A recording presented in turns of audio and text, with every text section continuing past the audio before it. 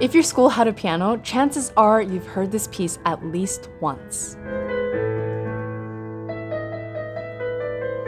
Beethoven's Für Elise has become the go-to classical piano piece for young students. Do you have a favorite piece or song to play on the piano? Yes, Für Elise. That's your favorite? That's your favorite one? It's also been programmed into music boxes, played on wine glasses, and used for garbage trucks in Taiwan. It's made appearances in movies such as Harry Potter, Django Unchained, and A Charlie Brown Christmas. It's one of the few classical piano pieces that most people would recognize by name. Yet when played at serious piano recitals, it's often met with giggles and confusion, according to pianist Igor Levit. It's one of Beethoven's most recognizable melodies, but the first person who published it wrote that it was graceful, but not exactly important. The piece was, of course, written for someone named Elise. But who was Elise? So, why is Für Elise so famous? And more importantly, does it deserve its popularity, or is it overrated?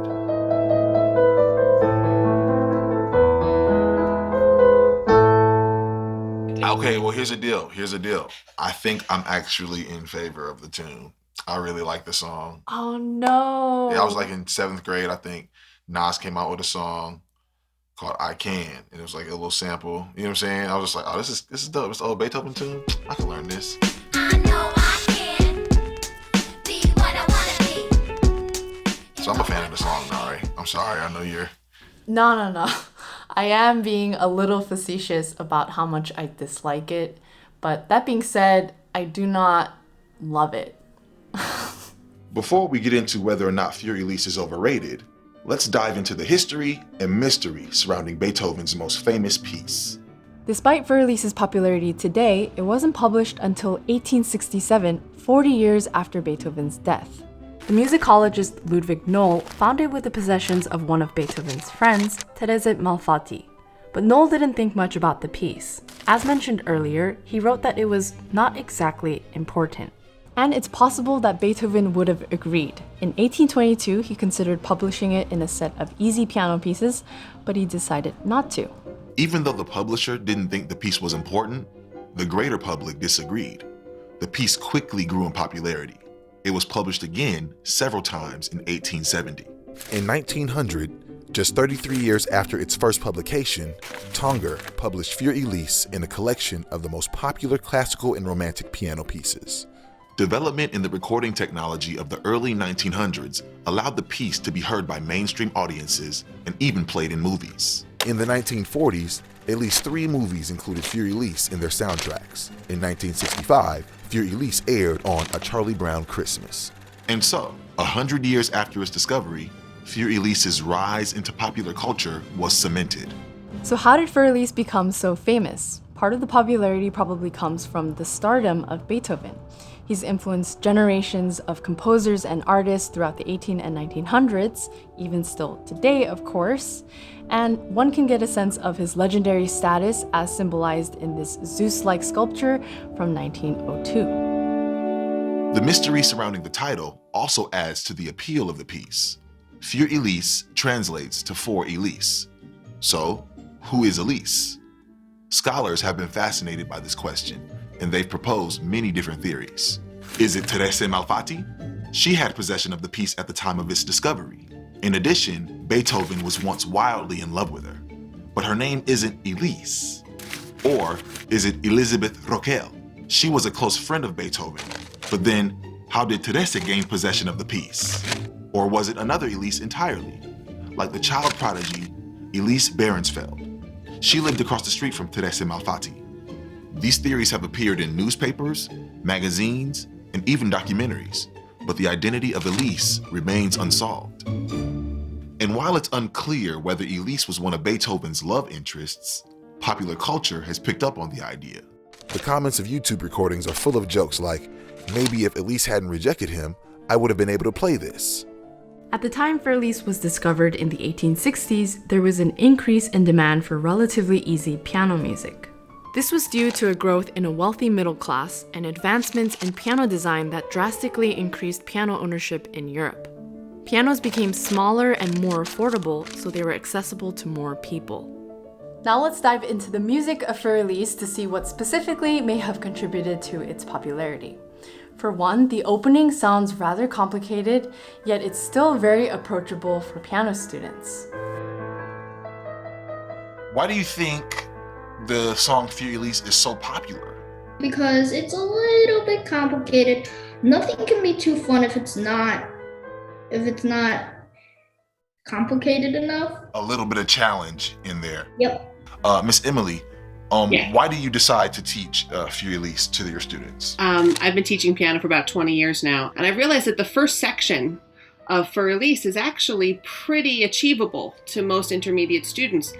And what's interesting is I think that it's the tune that so many people have heard that the kids really feel like, now I've arrived as a piano player. You know, I'm not playing those songs that are just in the lesson books. This is like a real song by a real composer. Another reason why Für Elise may be so popular is because its structure is very similar to many pop songs. Pop songs often use a verse-chorus-bridge structure. Für Elise uses a similar structure called the rondo form. The rondo form typically consists of a main theme alternating with supporting themes and sections. Here is theme A of Für Elise.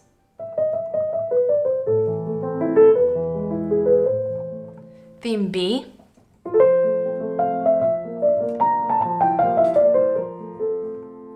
and theme C.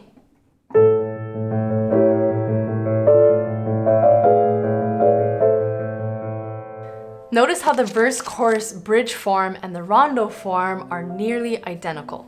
The overall effect is that the A theme is repeated enough times that the listener can recall the tune after listening to it once. It's kind of catchy. We've mapped out Für Elise's rise in fame, but does it really deserve its popularity? Let's consider what a Für Elise enthusiast and a Für Elise critic might have to say about the piece. Let's first talk about the melody.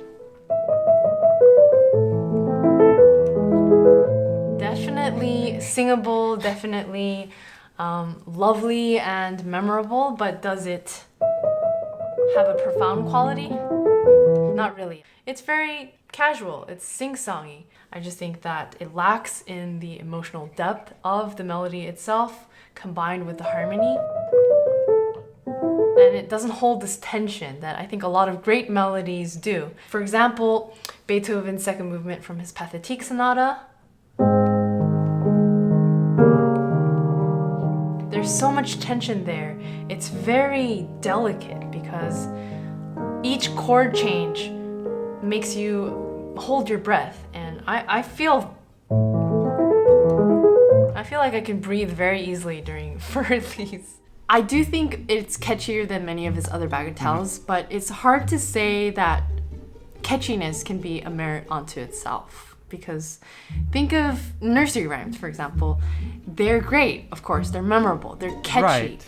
But is Humpty Dumpty the most profound thing ever? Popular doesn't mean it's good, but I think it is popular because there are some merits in these things, like this repetition. I think so. Yes, it is miniature and seems kind of like there's no finality to it, but I think that's a feature and not a bug, as they say, of this piece. It's also great because it repeats forever. It's like background music for like a video game or something. You know, you would maybe get tired of it, but I think most people, they could hear that on repeat for a long time and it kind of just settles in the background and it gives a sort of comfort to it. You're almost changing my mind about Für Elise, but I would add one thing. I think the melody is not quite as melancholic nor tragic nor as longing as people give it credit for. I think one of the most beautiful thing actually is in the main theme when he goes to C major, right? Sorry, I'm skipping a lot of notes. And then you're back. You know, he tries to go to C major, brighter. We know when Beethoven writes C major, it's like,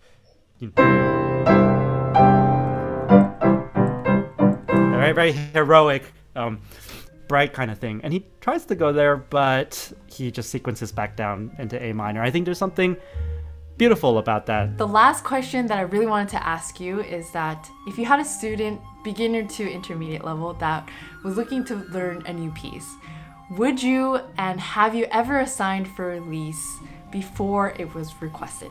I have not assigned Für Elise before it's requested. I could definitely see myself assigning it, depending on the student, but no, I have not assigned it ever. Joseph, just cut that. That's all we need. We can clip that. That's all that matters, and we could use it. Just kidding.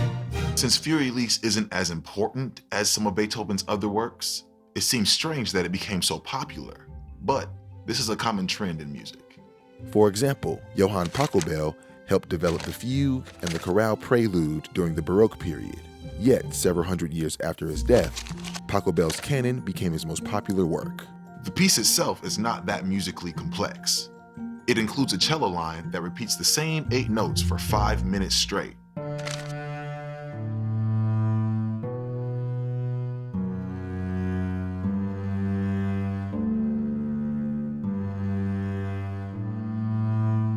Today you can hear Für Elise in almost every part of the globe, from ice cream trucks to TV shows.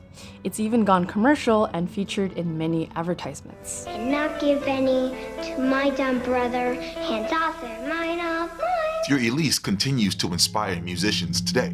The legend Ennio Morricone remixed Für Elise into a Western score that opens the film Inglourious Basterds. Listen for how the music communicates tension by contrasting Für Elise's simple melody line with a dramatic guitar part.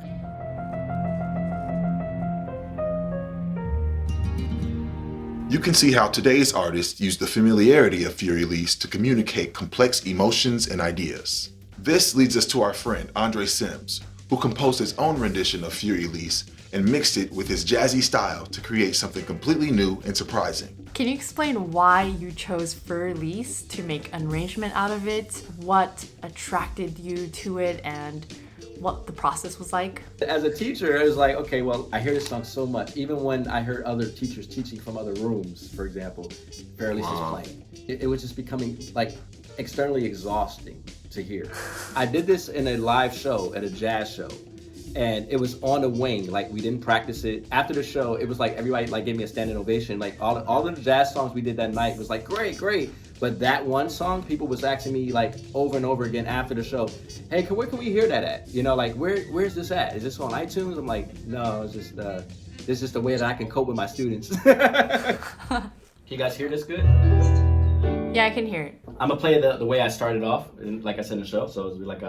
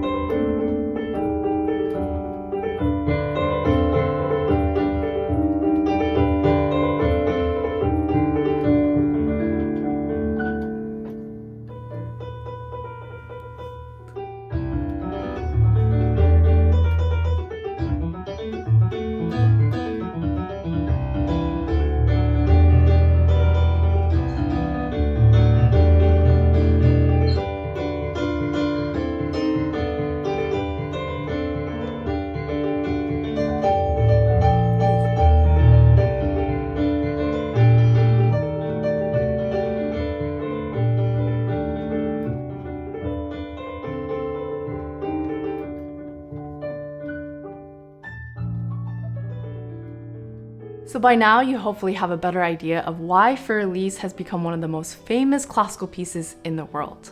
When it comes to whether or not it's overrated, well, that depends on who you ask. To some, it's way too overplayed, but to others, it's their favorite piece to perform. What's more important is that Für Elise has somehow now become a permanent part of our culture.